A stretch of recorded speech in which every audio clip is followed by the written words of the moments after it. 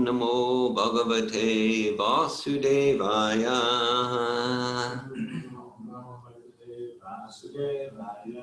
Om Namo Bhagavate Vasudevaya.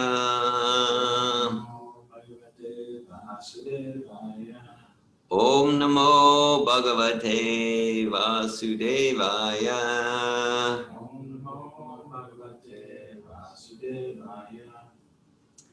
Hare Krishna.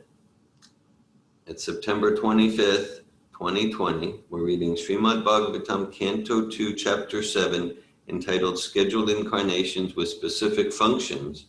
We're on text 33. Text 33, Chapter 7, Canto 2. I'm here with Ramachandra and Bhakti Keith Prabhus. They're online. There's Ladini Shakti and Narayan Eze and Malini Prabhus. Hare Krishna. Okay.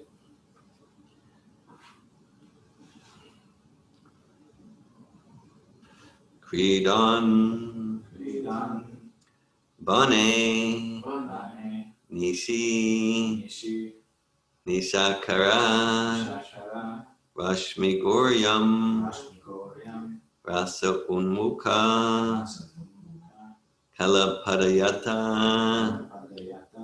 Morchitena Udipita Smararujam Vrajabrit Vadhunam Hartu Harishyati Shira Danada Anugasya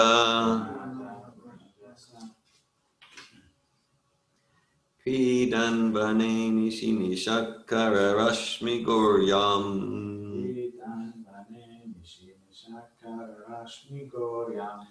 Rason Mukha Kalapadayata Morchitena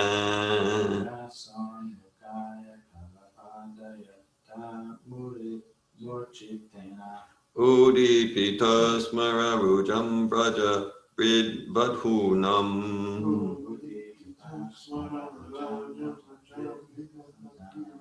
Hartur Harisha Tishiro Danadanu Gasya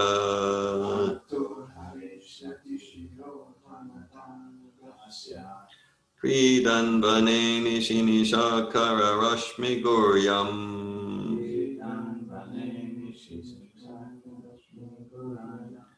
Rason Mukha Kalapadayata Morchitena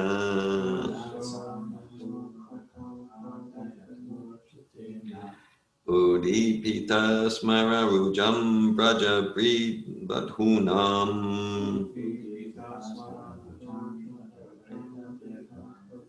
Hartur Harisha Tishiro Danadanu Gasya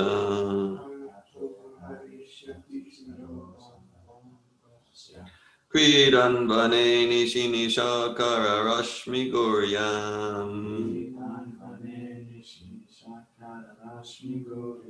Rason Mukha Kalapadayata Morchitena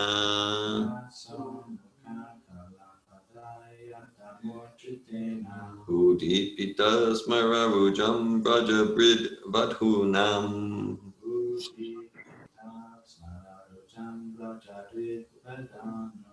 Hartur Harisha Tishiro Danadanu Gasya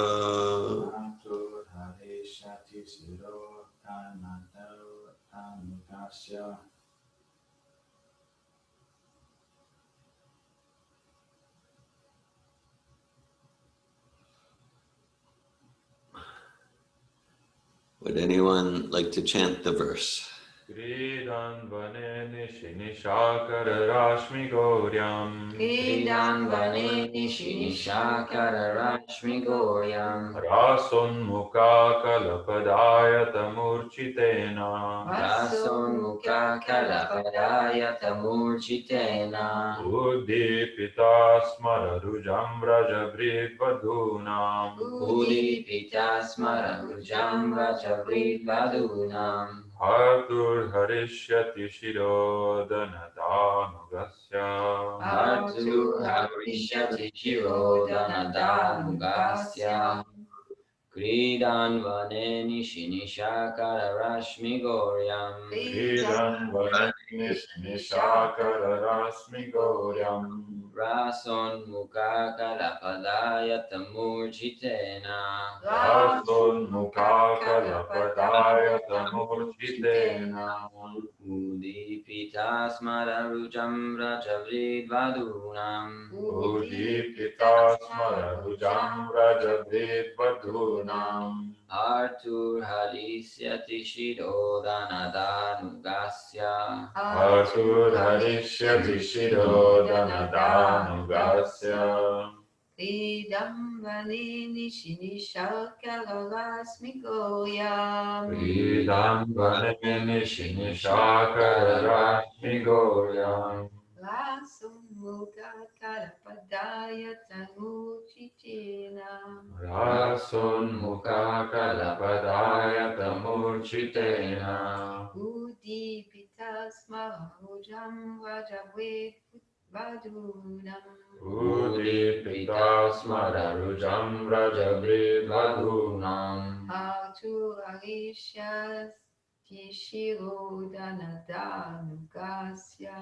Harturharishyati shirodanadanugasya. Kridam vane nishinishakara Idan bane nishinishakara rashmi goryam. Rason mukha kalapadaya tamurchitena.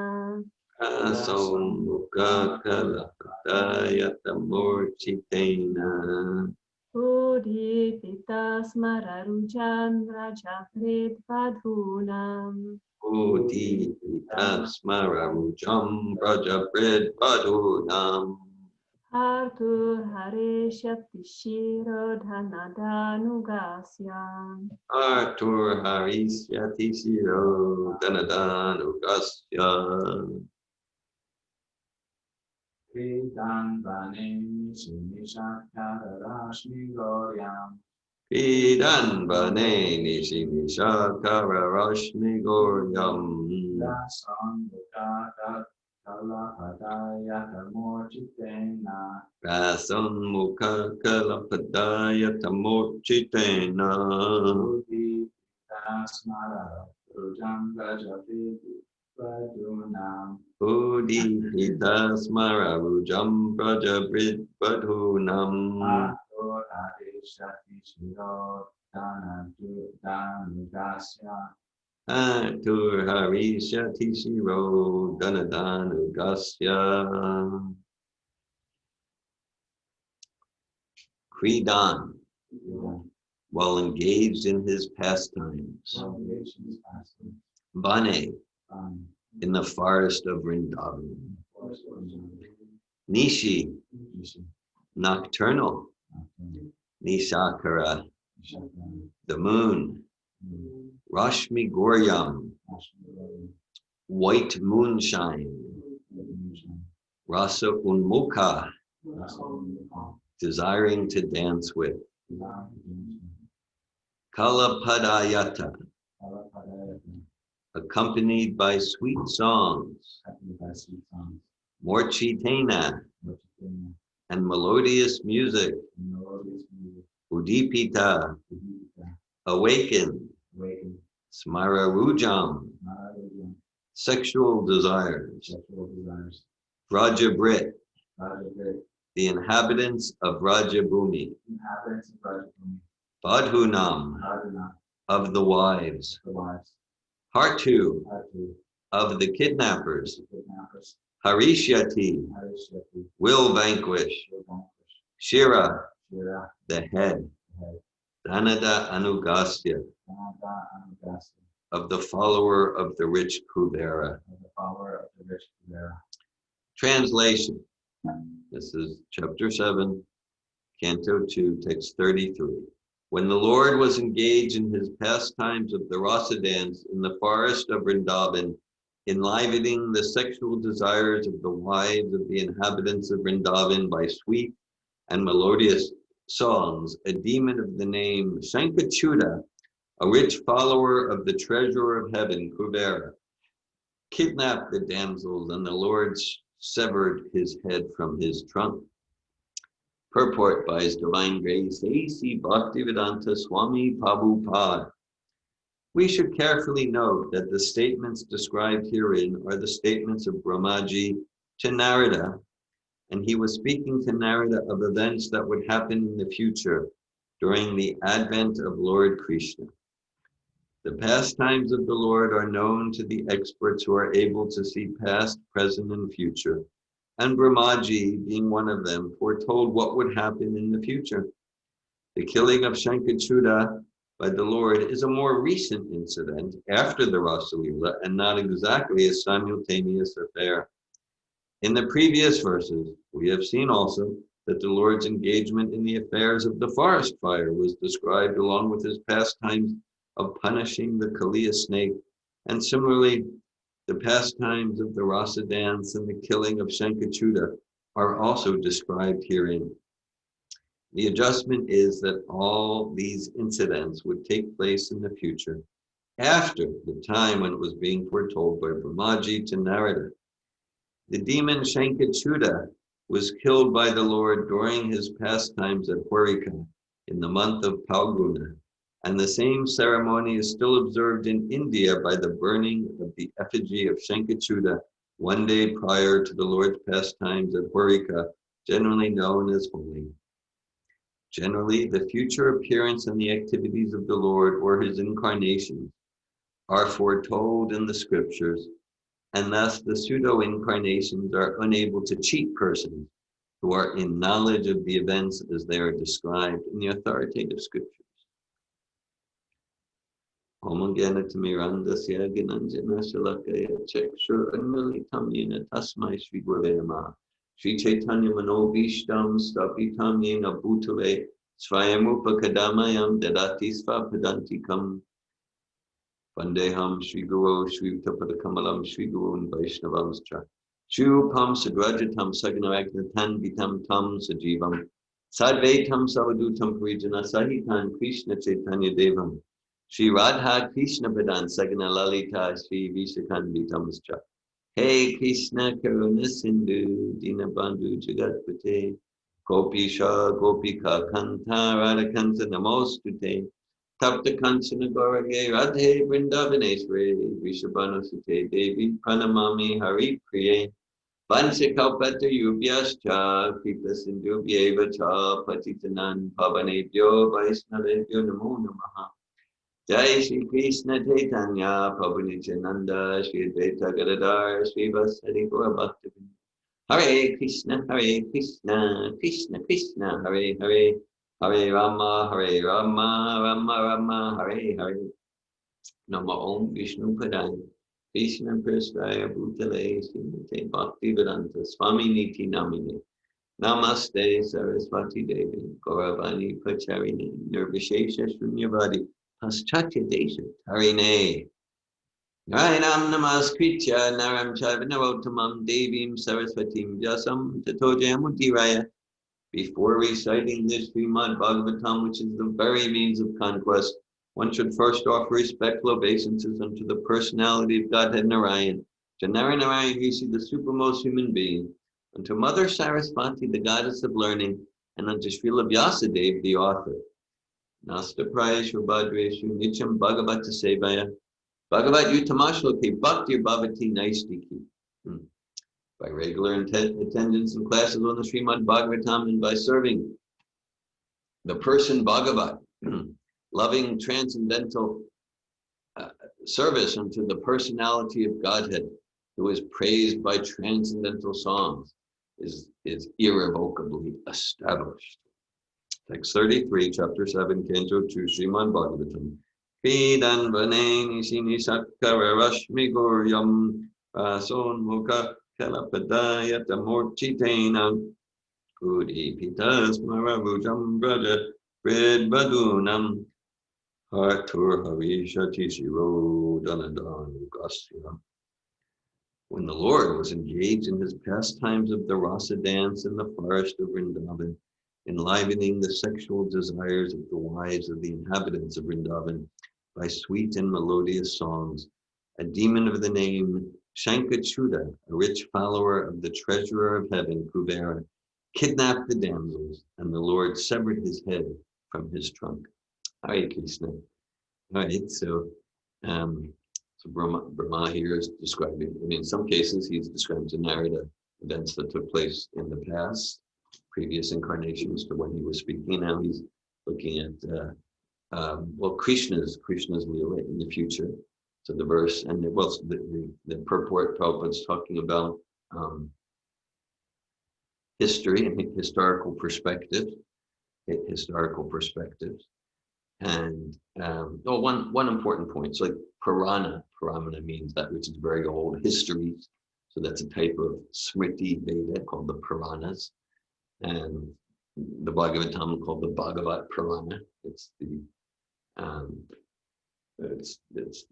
ripened fruit and the desire tree of all the Puranas, the ripened fruit of Vedic literatures, and the Puranas are there to explain the original Vedas. Like that. So these are eternal histories, and so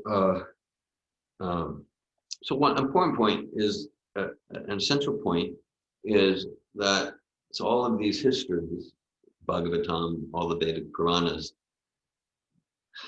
they're given to help us achieve the goal of life. Okay, self-realization, liberation from material entanglement, love of Krishna, service to Krishna. And so that's the essential goal. That's the goal, because so there's so much history in the Vedas, just like as we're aware, there's Vedas on dance, there's Vedas on military science, there's Vedas on Ayurveda, medicine, there's Vedas on astronomy, and every aspect of human endeavor. Idami pumsasta vasashrutasya svistasya suktasya cha buddhi datayo avichutorta kavivir nirupito yad uttamashloka gunanuvarnanam. That's a verse spoken by Narada Muni saying that the goal, the purpose of all fields of human endeavor, politics, economics, chemistry, social work, etc., medicine, the goal is to lead to, just like the verse we just quoted, Nasta Prayasam Nicham Bhagavad Yutamashloke. So similar. Bhakti Bhavati Naishtiki. Yadutamashloke Gunanu. So the goal is to bring, to use all these professions, not to discard them, that they're material. Use whatever our profession, whatever our occupation, whatever our varna, use it to bring ourselves and others towards self-realization and love of Krishna. And then that's the perfection. So similarly with history. So that's why sometimes we'll find in the Vedic histories, including Bhagavatam, things are not linear and chronological, because that's not the priority. Sometimes they are linear and chronological. Sometimes we'll have lists of kings, and then this king, and then that king, and like that. But that's not the priority. So like in, let's call it Western attempts at history, the main thing is that it's linear and chronological. Here, different histories are given to support us to differentiate spirit from matter, to support us to appreciate and admire the devotees of Krishna. And so they might be given here and there, and they're not always presented in a linear way like our Western mind is trained. I say Western mind, but it doesn't mean like that's not how they're doing it in India or China today, because most of the world is enamored and influenced by Western, let's call it Darwinian approaches. When I say Darwinian, it's if we look at history, it's interesting because we can think of, yes, we can think of like, okay, modern archaeological science, modern modern historical analysis, and that's quite different than like Judeo-Christian, fundamentalist Judeo-Christian. It was, where it's just like it's about there was Adam and Eve and like that. But actually, it's the same paradigm. Modern science and the Judeo-Christian approach, it's the same paradigm. And the Vedas present a different paradigm on history. It's an important point, okay? Because we can think, the fundamentalist Judeo-Christian Islamic approach, that's a different paradigm than science. But in terms of history, no, it's the same paradigm, just the details are different.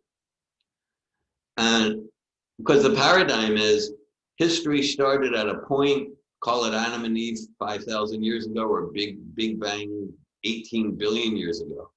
But as far as the paradigm, it's the same. It started at a point and then it's linear. Started at a point, then it's linear. Same paradigm. And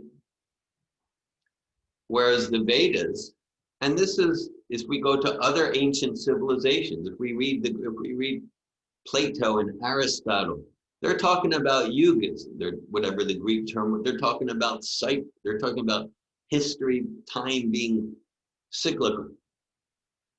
If we go to the ancient Greeks, it's not, as far as the paradigm, it's not in agreement with Judeo-Christian Islamic, modern the versions of it, or modern science. It's a lot more like the Vedas. If you look at the Greek historians, time is cyclical. So as I think everyone here we're aware, so Bhagavatam describes cycles within cycles. Right? The biggest cycle of the universe is the 311 trillion 40 billion years, Earth years, that constitute a lifetime, 100 years of Brahma. And even that's just one exhalation of the Mahavishnu.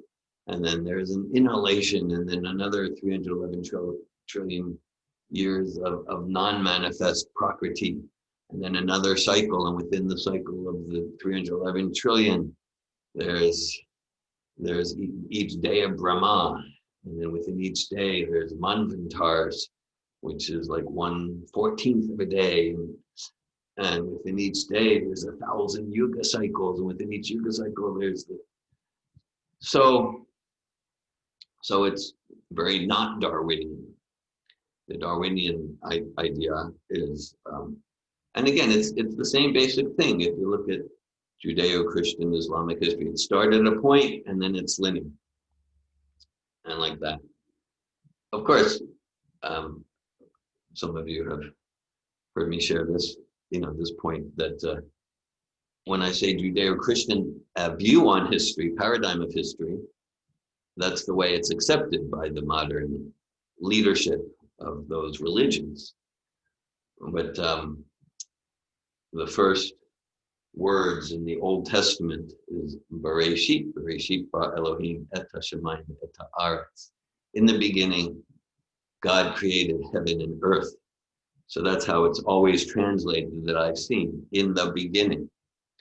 Not that I'm a scholar in biblical Hebrew, but basically in spoken Hebrew, if you look at the actual letters, it says it's Bereshit. In the beginning would be Ba-Reshit, but it doesn't say that. It says Bereshit, which translates as in a beginning.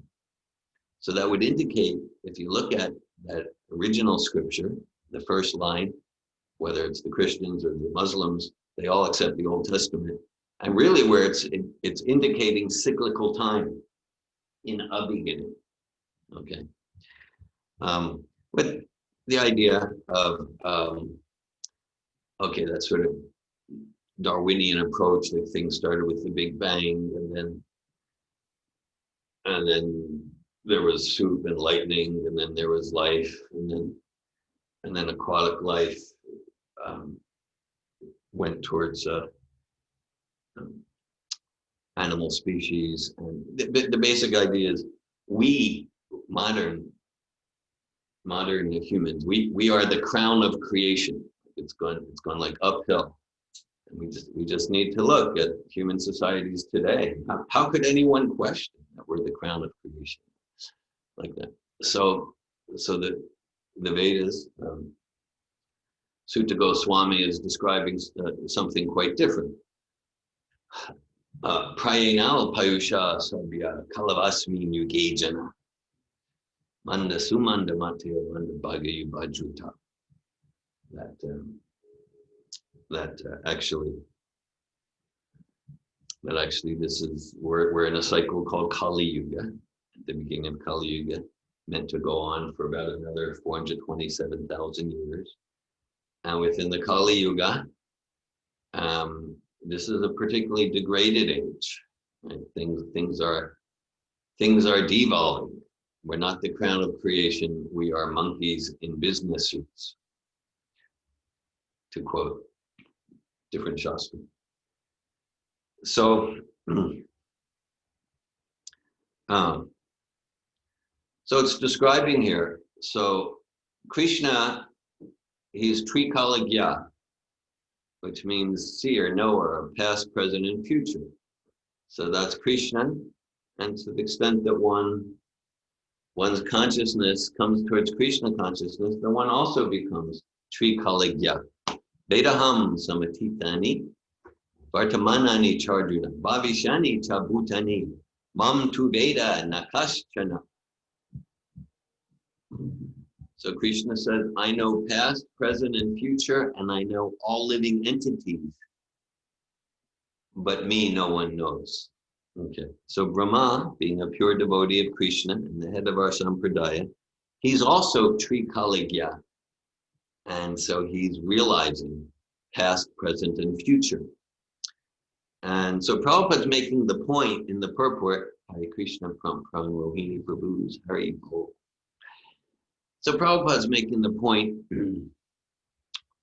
that Brahma, he's kind of combining pastimes here when he's talking about Krishna's pastime. And Prabhupada has this, he's saying, the adjustment is that all these incidents would take place in the future after the time when it was being foretold by Brahmaji to Narada. So it's a little complex, right? It could be seen that way. So Brahma is, it's kind of like, it's like time. Time is a dimension, just like we have spatial dimensions, length, width, and height. So time is a dimension. So just like if we're seeing in the spatial dimension, and we're seeing way into the distance, and there's all these trees in a line. There's all these trees in a line. And from our perspective, we can see the trees in the distance, but we're not going to have the same perspective of the distance between the trees as someone who's like standing right there between the 400th tree and the 401st tree. Okay?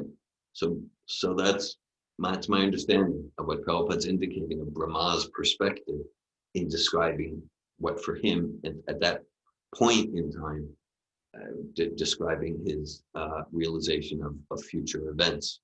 Okay, so it's like, yeah, just seeing all those trees in a line, and, you know, yeah, there's that tree, and then that tree right after. But someone who's right there might say, well, actually there's 20 yards between these two trees. But from my perspective, looking at the line, it might look like 2 inches between the trees.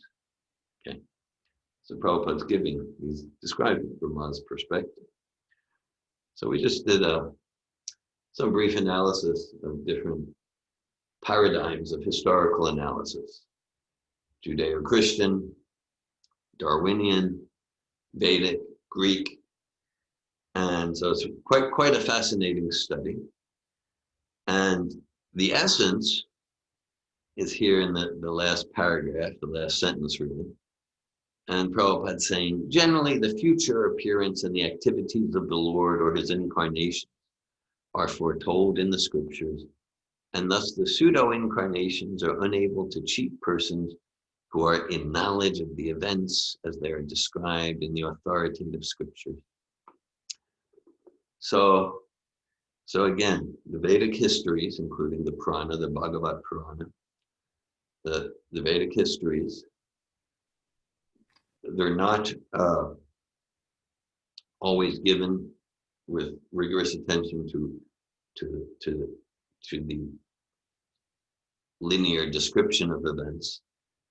They're given to inspire us in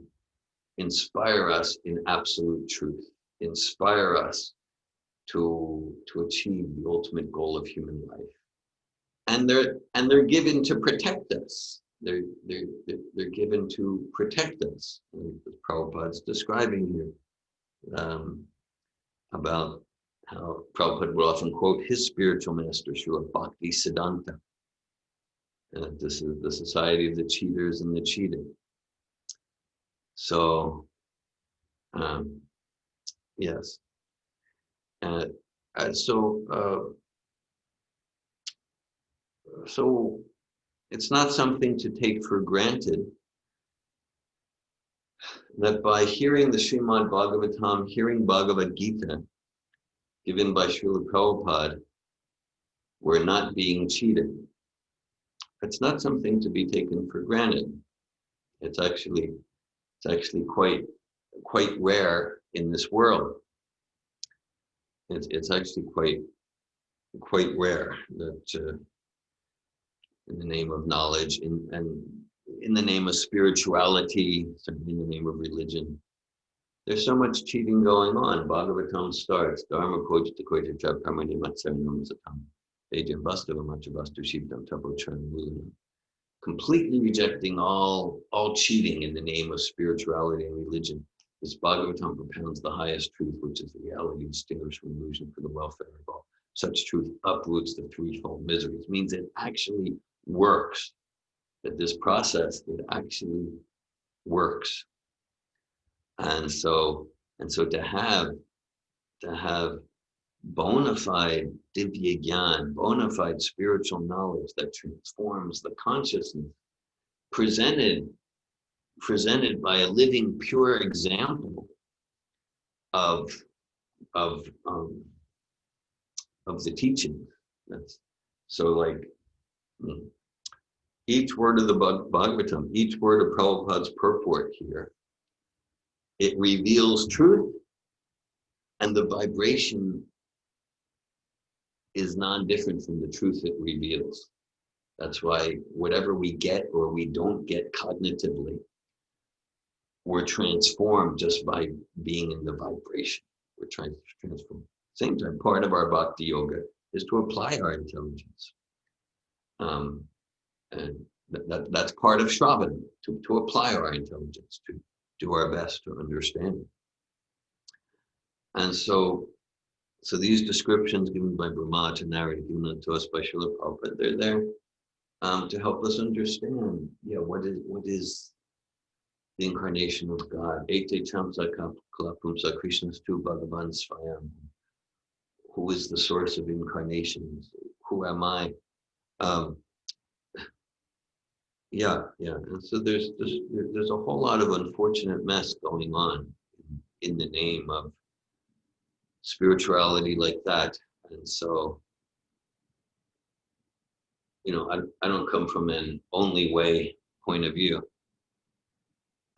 We do stand strong that hearing from, following, accepting, serving Srila Prabhupada, this is a path of perfection. This is completely a path of perfection. It's a doubtless and fearless path of perfection. If someone says, yes, but there's another, okay, let's hear it. Let's discuss. We're not attached to any sect. Show me something better. I'll go for it.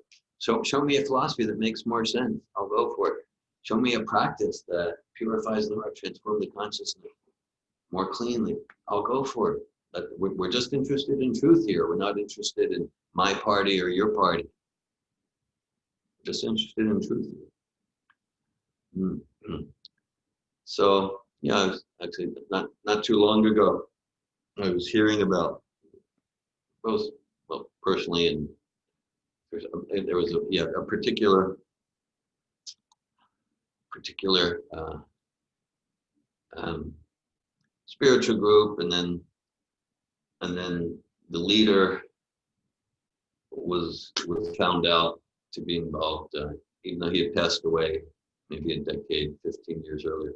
He was found out to be involved in different scandalous activities and things like that.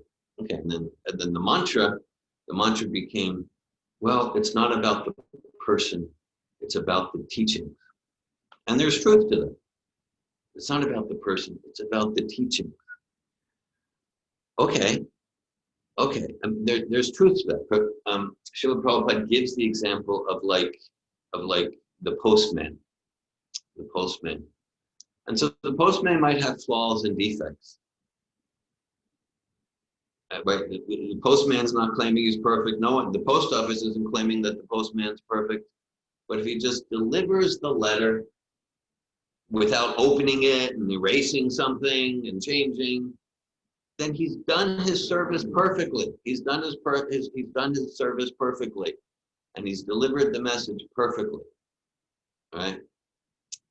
So, okay, so that's there. So we want to try to be just responsible post people, just to be like, let me just represent the parampara accurately without, okay, and like, yeah, and if you look at me in my life, yeah, I'm far from being a living acharya of the teachings. So that's true. Okay.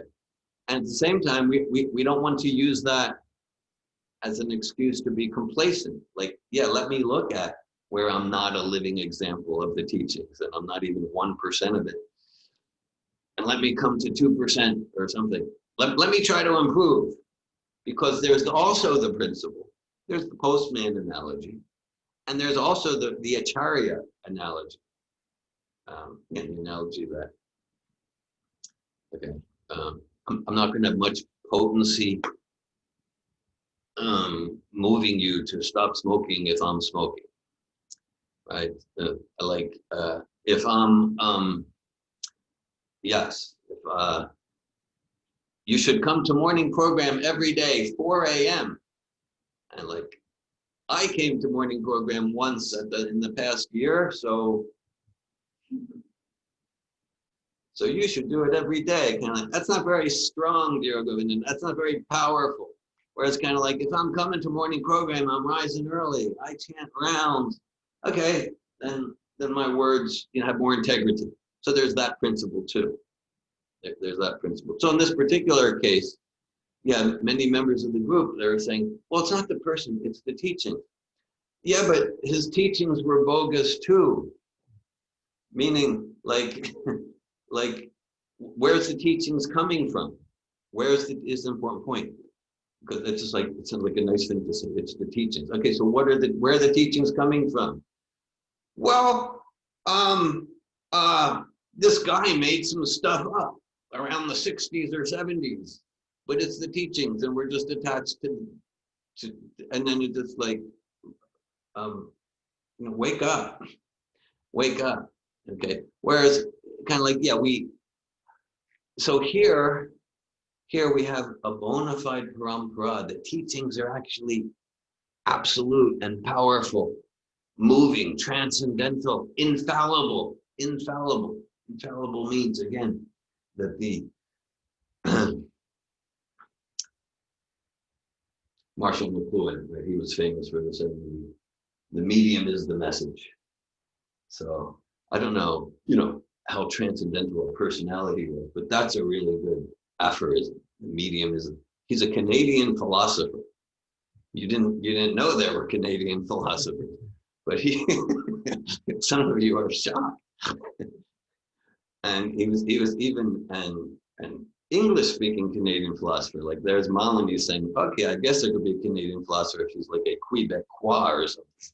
But no, this was like an English-speaking Canadian philosopher. Quite a brilliant person. In fact, I was talking with Brielle, Bhaktin Brielle, the other day, and because I brought in McLuhan because she's studying like histories and mythologies and things like that, and ways of knowing. And so McLuhan, and I know this because Bhakti Keith gave me a gift of a McLuhan book a few months ago, and I'm reading it. So McLuhan, he described that because the name of one of his books is the Gutenberg Galaxy. Gutenberg, the inventor of the printing press. And so when was that? 11th century, 12th century, somewhere around there, 800 years ago. And his point, and he wasn't making it wasn't like criticism, he was just he was making an astute observation, that before that, other ways of learning, other senses were quite prominent. But starting with the printing press, knowledge more and more became conveyed just by the visual sense, More and more people learned to read, right? There wasn't, at least in the West, there wasn't much literacy like that. That's true of the Vedic age too. And then more and more knowledge came through the visual sense. And he was saying that at the expense of knowledge coming through other senses, physical, hearing, oral, like that. Okay. And the medium is the message. That so much describes Shabda Brahman, the epistemology of Shabda Brahman. That it's again, it's like, okay, there's truth to, it's not the person, it's the teachings. Because I want to sincerely represent Prabhupada's teachings, and Prabhupada's completely, perfectly representing Bhaktisiddhanta's teaching. And so I said, well, are you a perfect representative? No, I'm not perfect. I want to go, at least I aspire to be sincere to go in that direction. So Shabda Brahman means the medium is the message. That whatever's, that we chant these verses, whether it's Prabhupada's English or Chintamani Prakarasad Masokalpa Viksha Lakshaviteshu Subhira Vipalayantam Lakshmi Sahasasam Brahma Sevyamanam Govinda Madi Bhusham Tamaham Bhajami. Okay, so that's Lord Brahma doing one of these 14-meter verses, just like this set of verses in the Bhagavatam. And it's describing the Loka Vrindavan. And we said, well, whatever we understand or not, in fact, Prabhupada, he has one particular letter to a disciple about, yes, you chant those Brahma Samhita verses and people will be captivated. People will be captivated. Learn those and sing those verses during your class. People will be captivated.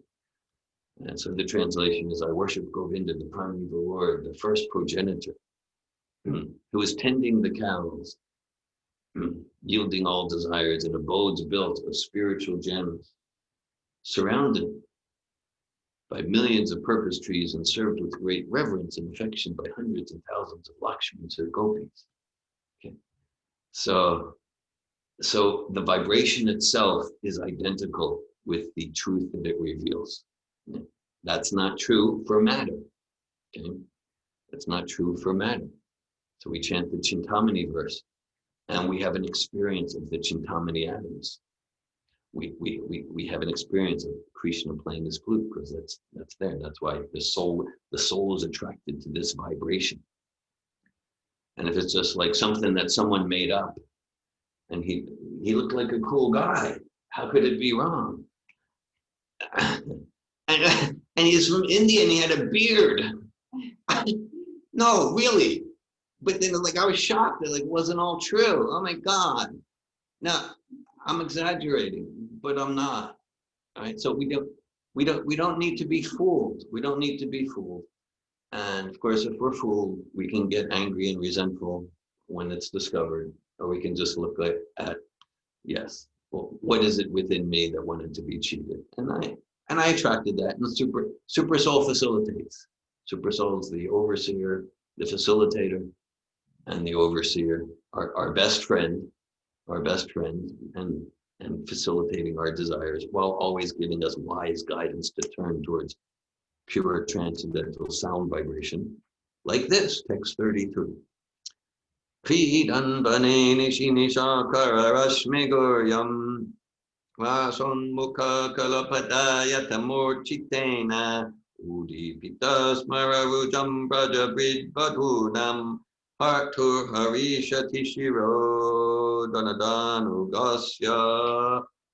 When the Lord was engaged in his pastimes of the Rasa dance in the forest of Vrindavan, enlivening the sexual desires of the wives of the inhabitants of Vrindavan by sweet and melodious songs, a demon of the name Shankachuda, a rich follower of the treasurer of heaven, Kuvera, kidnapped the damsels, and the Lord severed his head from his trunk.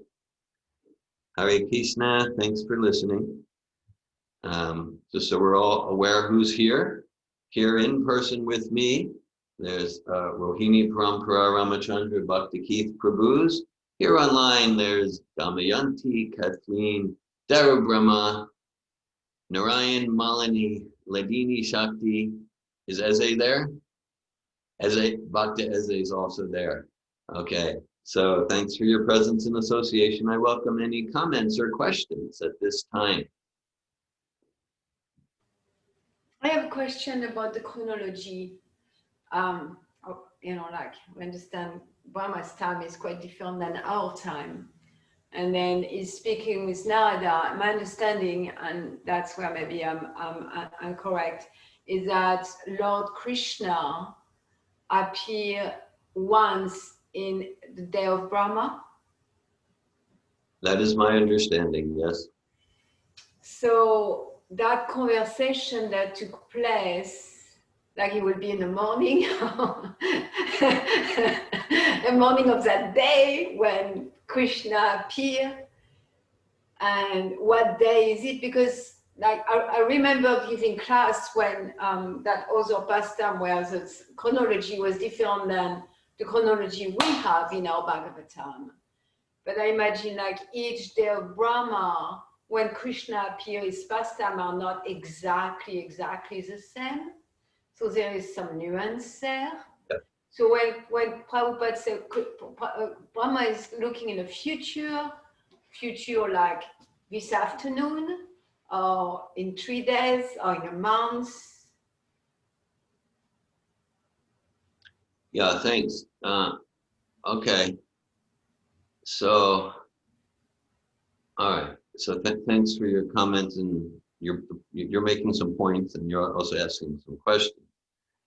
Well, if we're talking about this day of Brahma, and there's not a guarantee, because again, these histories, these Puranas, they're not necessarily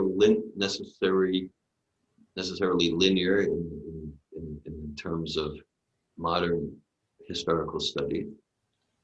But the current day of Brahma, we hear like in the 4th chapter of Bhagavad Gita, Prabhupada writes that we're in the 7th mandu, 7 out of 14. So if a day starts at midnight, we're around noon. Okay, we're in the 28th mandu, 28 out of 72 days. 7 out of 14 manus, like that. So we can count, we're around midday. So maybe this conversation with Narada, yeah, maybe it's at like 5 a.m. Mangalarti time. That's interesting. Yeah, at the same time, there's no guarantee. Yeah, it's an important point you make, because I gave one perspective, which I feel confident about, that kind of I gave, like, if you're looking at a line of trees that stretches for 2 miles or something, and there's hundreds of trees, you'll give a perspective different than someone who's standing. You'll have a different spatial perception. And then what you're saying, is also an important point, that, each day of Brahman, so like just in the, right, and so Brahma has 365 times 1,000. Yeah. In one day of Brahma, there's 1,000 yuga cycles. Right? And then 365 days times 100, so that's in thousands of appearances of Krishna in one day of Brahma. Yeah. And he could be talking about pastimes of a different day, which would be about the same, but not exactly. Yeah. So that's also there. Like there's a There's the Garga Upanishad. It's an Upanishad written by Garga Muni, who gave Krishna his name. So this is an important person. And anyhow, but from what I hear, Garga Upanishad describes pastimes that are, quite different. So like in the pastime you read a few days ago for class Molly, it could be that there's that combined with the Damodar pastime and Mother Yashoda trying to tie up Krishna shows his universal form, right? We hear about Krishna showing his universal form before the Damodar pastime. And it could be that Brahma's just combining them because of the vision of the future. And also it could be that, and sometimes Krishna can show his universal form at that time. He can show like that. So both principles are valid. Yeah, and like also understanding like the conversation between Narada and Lord Brahma. Are they happening, like you said, 5 a.m. in Mangalarti? Are they happening another day, like a few days ago? Like that. Yes. A few days ago for Brahma. Yeah. Right. That's mind-boggling. Those time difference and like relativity of time also. It's definitely mind-boggling and inconceivable in so many ways. Yeah, and that is there. Prabhupada makes it clear that sometimes different geographies describe, different pastimes describe, that sometimes they're talking about not even different days, they're talking about different universes, right? Because again, the point of all the Vedic descriptions, the Bhagavatam, is to help us realize who we are, help us realize who we are, servants of Krishna. And so they're not they're not committed to linearity, so sometimes it's different days, sometimes different universes, sometimes different dimensions, all meant to bring us to self-realization and Krishna consciousness. Yeah, and I appreciate, like I said, it's mind-boggling, and at the same time, what it does personally for my spiritual life is that it puts me back in my place of insignificant, and how this lifetime is insignificant, and how, in a sense, what's happening in this lifetime and what the people do and don't do, and who's famous, who's not famous, who's successful, who's not successful. It's so irrelevant when we kind of enter those kind of dimension. It makes that life, that little point, insignificant point in the cosmic manifestation even more insignificant. And then it makes this lifetime and this cartoon character of Mary Blashin and Malini Devidasi like really irrelevant and insignificant. And I really appreciate that aspect of the Veda bringing also self-realization in that way to understand our position. It gives perspective. Mm-hmm. As Charlie Chaplin said, life is a tragedy in close-up and a comedy in long shot. So we can get some sense of humor by seeing the long shot here. Dhira Brahma. Yeah, well, her question is interesting because it reminds me of one that was asked to my guru probably about 30 years ago. I remember it was an interesting question because it said, like, it seems like Lord Brahma is appearing all the time, almost every other day. And Charade, he said, whoa. He said, you have to understand, like you were saying, that the Bhagavatam is taking highlights out of millions of time periods and of other universes too, and we're just getting them. And so, you have to remember that. And so it may seem like you're getting every other day, but these are just highlights of billions of years, So, yeah, I mean, and even so to say, like, what was it, 5 o'clock in the morning or 4? I mean, we don't even know which incarnation we're talking about, or you know what I mean. So it just, it doesn't matter. But anyhow, can't tell. Thanks for that. Yeah, I appreciate your comment, and I don't hear a question. I hear a realization, and I appreciate your realization that it doesn't matter. It's not meant to lead to an apathetic nihilism, but meaning, I mean, like, yeah, because I like how you said, yeah, there's like billions of time periods in each universe, and there's unlimited trillions of universes, and we're just getting highlights meant by Vyasadeva, Sutta Goswami, Shana Goswami, Shukadev Goswami, Srila Prabhupada, meant to help us in our process. And so, so that's a key point, and that's because what Prabhupada gives fascinating perspective on historical analysis, and the verse itself goes about Krishna enlivening the sexual desires of the wives and inhabitants of Vrindavan by sweet and melodious songs. And then Prabhupada, in the last sentence, he just makes it clear that the important thing is that we don't get cheated, and we become servants of the Bhagavatam. Bhakti Keith. Yeah, I was making some connection there that I heard in a Bhakti Tirtha Swami class years ago, that he was saying about how he would often preach to Christians about reincarnation, and he was saying about how when they took reincarnation out of the teachings, that it somehow undermined the concept of eternality. Yeah. And I could kind of accept what he said, but I couldn't really understand it. But then when you're talking about this linear paradigm, I can see how the cyclical paradigm in itself is an eternal principle. Like even you could look at something like the cycle of seasons. That's just a material situation. Yeah. But because it's ongoing, it even hints towards an eternal, on never-ending thing. Yeah. Yeah. Thanks for that. Yeah. The cycle of seasons analogy that relates like what Malini shared a few minutes ago, that the details of the pastimes might be different. So like, Kali Yuga is going to be more degraded than Treta or Satya Yuga. But each Kali Yuga is different, just like some winters are colder than others.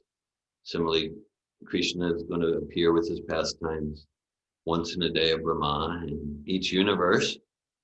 And we can imagine, there's going to be something like with Arjuna on the battlefield, and with Mother Yashoda and the Damodar pastime. At the same time, Krishna can, each one, it's not going to be exactly the same, like that. And then, the history of the political history of religions, things like that, because the idea of the linear approach, whether Judeo-Christian, Islamic, or Darwinian, then that lends itself more to, there's no transmigration. So that means you need to tithe to the church now, or you're going to burn in hell forever. And so a concept like transmigration of the soul then is like, I don't have quite as much urgency to buy into the fear and oppression approach to salvation and things like that.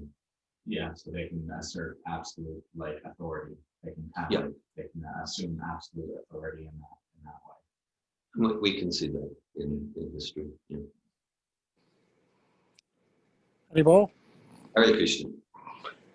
Actually, what you said is very interesting. It reminded me about, we always hear that, it's Krishna's pastime, ends on this planet, and then he just goes to the next planet and he does the same thing. And I always thought that sounds kind of boring to just do the same thing, but just another planet. And then I realized we came with realization of racquetball or tennis, that although we may play the game, and it's very similar, but the fact is that we may just adjust a little. It'll be a different by a little bit every time, and that's what makes it fun. So, and that same way with Krishna, even though he may do a similar pastime, but he'll make some a little adjustment so it's not exactly boring. Oh, I got to do it exactly like this. You know what I mean? I was a fascinating realization, because I thought for a long time that very interesting for Krishna to just go from one to the next one and do the same dang thing. But it's like us playing tennis. Every time is interesting because it's not exactly the same hitting or same stroke. You know what I mean? Although there's a lot of similar, it's not exact. So. Thank you, Dhira. I always appreciate your racket sports metaphors. They infallibly help me to understand the philosophy more deeply. Dhira and I have a resonance there. Yes. Yeah, we never go too long without racket sport metaphors. If we're together, it's going to come out every time. Yeah, and that's it. So spiritual life is ever fresh, right? Spiritual life is ever fresh. Thanks for that. I appreciate it. I got one other great one, but I'll hold off on it for another day. But it's a goodie. But anyhow, I'll whet your appetite for later. Bye.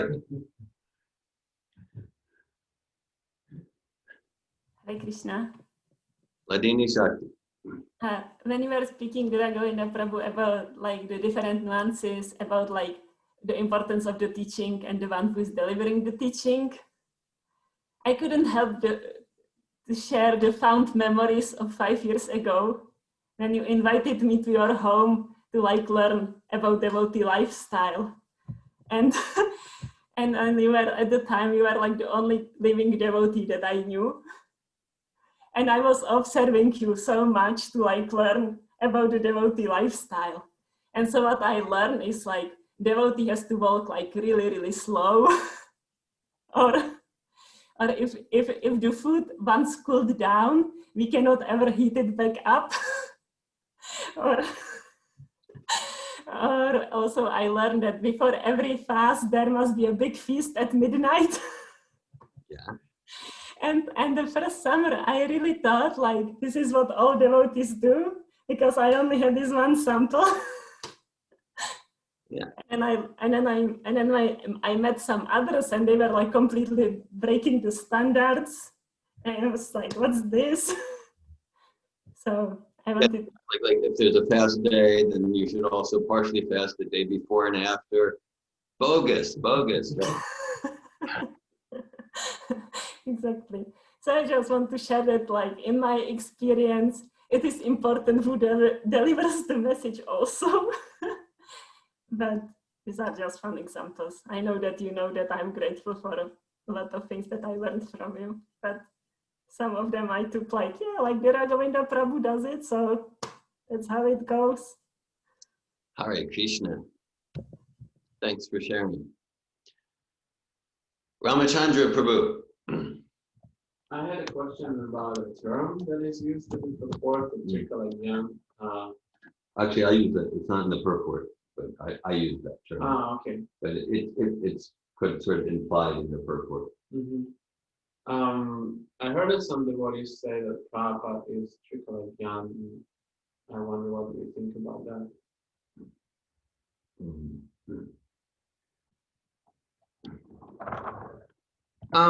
Yeah, well, Prabhupada's like Lord Brahma, you know. And so Prabhupada knows whatever Krishna wants him to know, and he's not blocking anything. You know, so I don't know what that means practically. I don't know what that means practically. Krishna says in the first verse of chapter 7 of Bhagavad Gita, Maya Saktamana Parta Yogam Yujan Manashya Assumption Samagram Yatakasasi Tachi Shrinu. Now here, O Arjuna, how with mind fully attached to me, practicing yoga and full consciousness of me, you can know me in full, free from death. Okay, so that's Lord Brahma, that's Prabhupada. He knows Krishna in full. We were discussing on the first day of Purushottama Mas, whatever that is, that we were reading from the Purushottama chapter of Bhagavad Gita, Purushottama Yoga, 15th chapter, and it's the verse, forgetting the Sanskrit, but Krishna says, one who knows me is to be known as the knower of everything.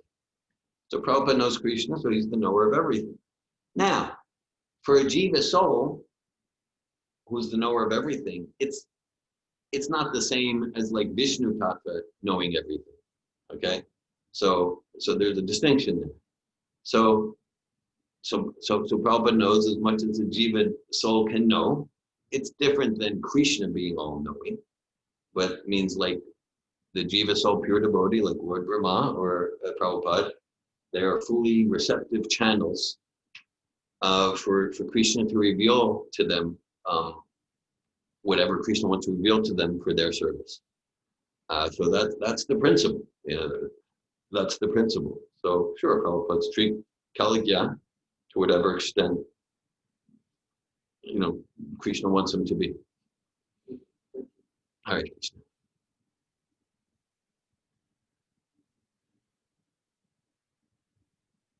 Okay, anything else? Yeah, I was also thinking what you were saying about the Shabda Brahma and the medium is the message. Yeah. And the meaning of like when Jesus says that I am the way, the truth, the life. Yeah. It seems like maybe that's what he was saying. Nice connection. Something like I like that. Yeah, I like that. I see the same message there as we get from Shabda Brahman and from Marshall McLuhan, interestingly enough. Okay. So, yeah, thanks for when Krishna, Krishna, Jesus said, I am the truth. Right? So it's not just I am speaking the truth, or not just I am a perfect example. I follow God and I speak the truth, but there's something more. I am the truth. Someone who's a pure devotee, their every emotion, and we hear that, oh yeah, just watching Prabhupada drink water, my whole life was transformed. He didn't even say anything, right? Because whether it's their words, whether it's their writings, whether it's their activity, it's identical. It's identical with that trans-phenomenal realm, like that. Thanks for that. Srimad Bhagavatam ki jai. Srila Prabhupada ki jai. Hare Krishna. Jaya Krishna. Hare Krishna, Kathleen. Hare Krishna. Krishna, thank you.